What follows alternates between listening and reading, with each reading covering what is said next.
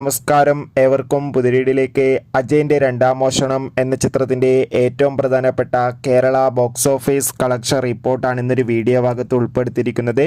വീഡിയോയിലേക്ക് മുൻപ് video like ചെയ്യുക, ചാനൽ സബ്സ്ക്രൈബ് ചെയ്യുക.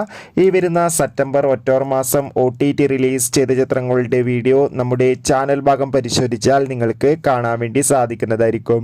ടൊവിനോ തോമസ്, ബേസിൽ ജോസഫ് എന്നൊക്കെ പ്രധാന കഥാപാത്രങ്ങളായ ചിത്രമായിരുന്നു അജയന്റെ രണ്ടാം മോഷണം. ചിത്രത്തിന് മികച്ചൊരു പോസിറ്റീവ് റെസ്പോൺസ് തന്നെയാണ് ഇപ്പോഴും പുറത്തുവന്നുകൊണ്ടിരിക്കുന്നത്. അതുകൊണ്ട് തന്നെ എല്ലാ സിനിമാ പ്രേമികളും ഒരേപോലെ ചിത്രത്തിന്റെ കളക്ഷൻ റിപ്പോർട്ട് അറിയാൻ വേണ്ടി കാത്തിരിക്കുകയാണ്.